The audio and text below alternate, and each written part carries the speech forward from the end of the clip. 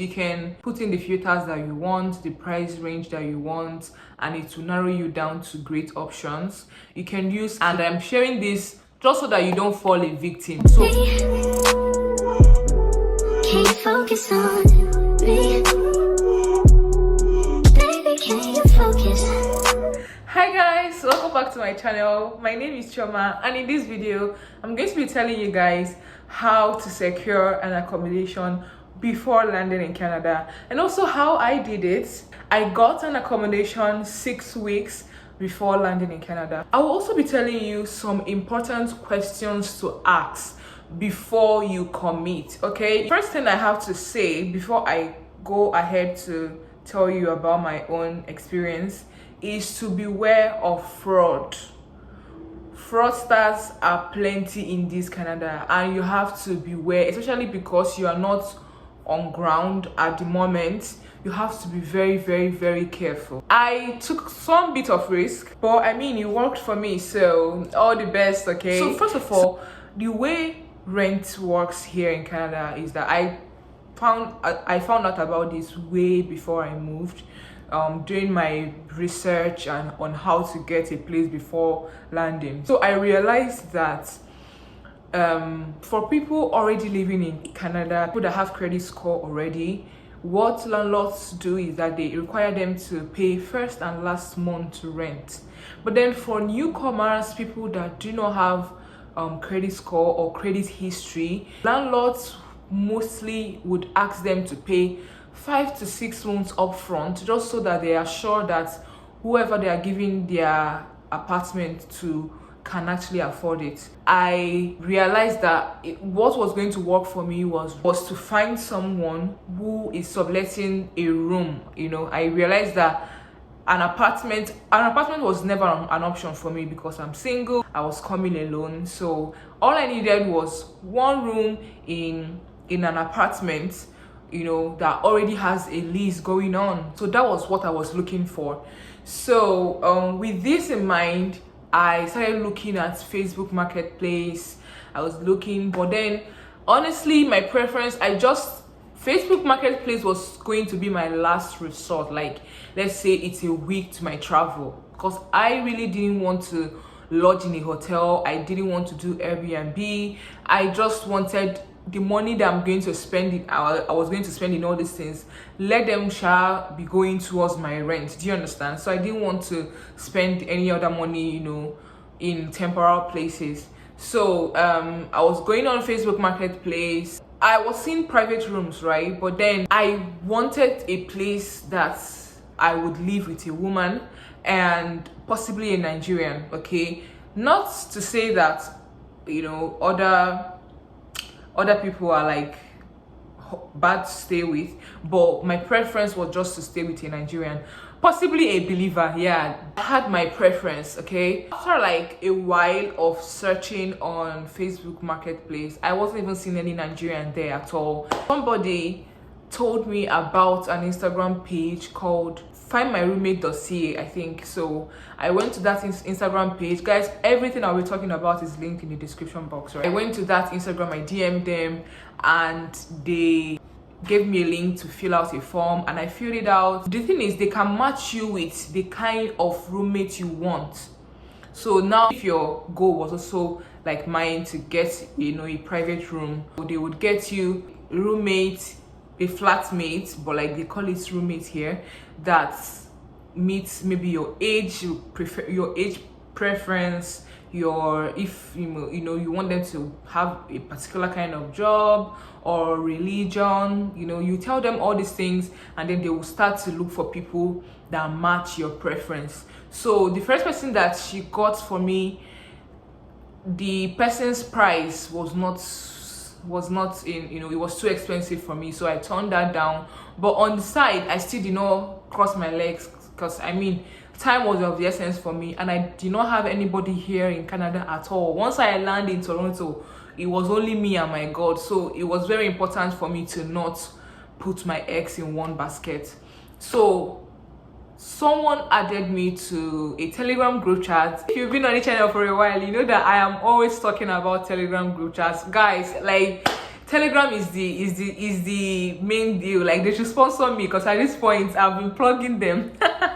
So somebody added me to an accommodation group chat. I'll try and see if I can get a link, because the thing about this group chat is that to find their links can be a lot. Okay, so I'm going to try and see if I can find their link, the link to that group chat. If I find it, it's going to be linked in the description box. If I don't find it, I will write the name of this group chat on the screen right now, so that you can search it, on the search bar. Okay, so somebody told me about this group chat, and honestly, on there, people almost every day, I think it's mainly Nigerians on that group chat, posting adverts about room to rent, private room to rent, maybe in a two-bed or in a condo. They just keep posting the price range, the location, and all of that. So I found one, and I DM'd the person, and we talked about prices. She told me where it was, the location, and all of that. I asked her some questions, which I'm going to talk about in this video. Just stay tuned, okay? And we agreed, okay? Then I told her that I'm currently still in Nigeria. Look at when I will be coming in, but is it okay if I only pay when I land, like when I come in person? Because I was so scared about this scamming thing, and I was like, what if I pay and then she blocks me? Like, girl. And she said, okay, fine, but she's going to still keep the advert open. If she gets someone before me, then she'll go ahead with the person. I said, okay, fine. I still kept searching, and mind you, this was 6 weeks before I left Nigeria, and I was like, you know what, I still have time, but like, okay. So I spoke to someone, and the person advised that I should make a deposit. I should tell her, like, let me make a deposit, just so that you see that I'm actually very interested, and just so that you can keep this place for me. So I told her about it. She said, okay, that I can go ahead and make a deposit, because she's gotten a few people showing interest in the place, and she has actually said to herself, whoever pays first is going to get it. So I asked her how much she would want me to pay. Basically, she said I should pay like 25% of the money. So I paid 25%. So like our agreement was I was going to pay first month and last month upfront. When I now landed, when I moved in, I now paid the remaining 75%. Yeah, so that was how I got my place. Honestly, took a little bit of risk, but thank God she was legit. Of course, I prayed about it. I also sent her email, her internal email, to someone, just in case she runs away with my money. I don't know what that would have helped with, but thank God she didn't block me afterwards. I already talked about using Facebook Marketplace. You can put in the filters that you want, the price range that you want, and it will narrow you down to great options. You can use Kijiji. You can also use rentfaster.ca. Definitely do recommend findmyroommate.com. And lastly, the accommodation group chat. It's a great option.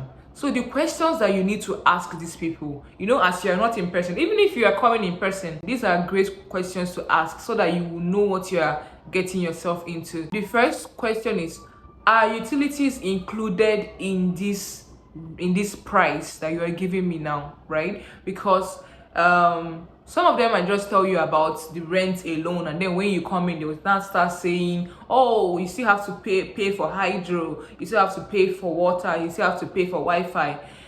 Are utilities included? Is Wi-Fi included? And they will tell you. Then you can also ask them, how long is your lease, so that you know how to plan yourself. If it's a year, they will tell you. If it's 6 months, however long it is, they are going to tell you. Also ask them, how much are you actually paying? Like, how much is your rent?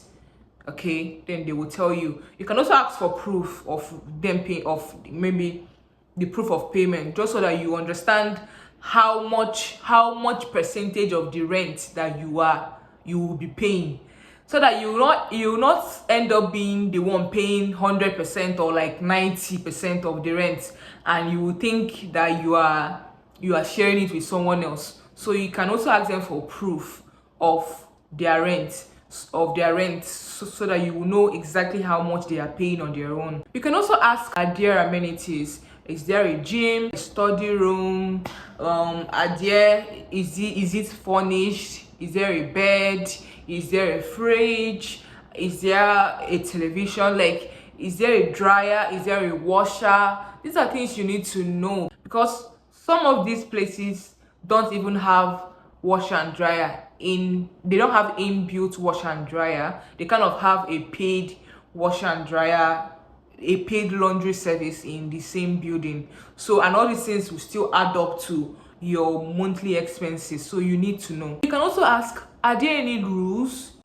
They can tell you if you guys would agree that there will be sleepovers, like people can come sleep over or not, if they have pets or not, if they do, what kind of pets, because you don't want to go and stay with somebody that has a cat and you are allergic. Do you get? So you need to know all this information. You should also ask, is there heating and AC? You guys, Canada functions in the extremes of weather. Okay, when it's cold, it's very cold. When it's hot, it is very hot.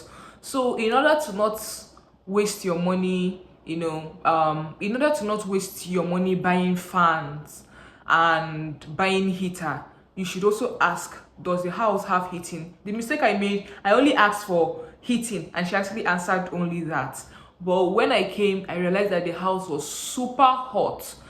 Turns out there was no AC in the house. I had to go and buy fan. If you watched my vlog, you know that the very first day I landed in Canada, my very first day in this country, I had to go and buy fan because the room was so freaking hot.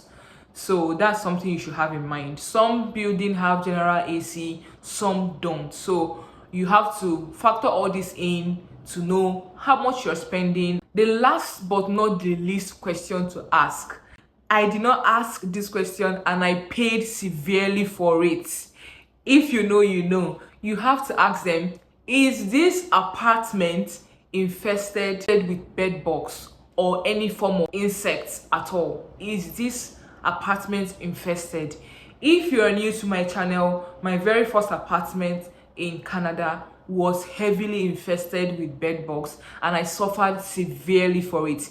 In the first few weeks, I didn't even know what it was that was biting me, but I would wake up every day with like 20 new rashes on my skin and they were very itchy.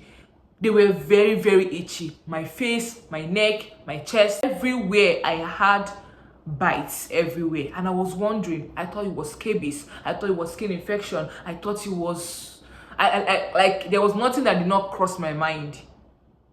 Come to find out that it was bed bugs. Bed bugs biting me all along. It took me actually praying because at that point, I didn't understand what was going on. I have never really experienced such a thing in the past. And I prayed, I was like, God, what's going on? Please help me. And then it turns out, because I turn my lights off every night before I sleep, not even every night, from evening, I almost always have my lights turned off, right? So I never really got to see them. And they usually come out in the night. So one night, I think I just finished praying and I was about to sleep, and the Lord just said, turn on the lights and look on your bed. Guys, I went and I switched on the light and I looked on my bed and I saw one tiny thing like that. And I said, what could this be? I googled it. Come to find out, it was bed bug.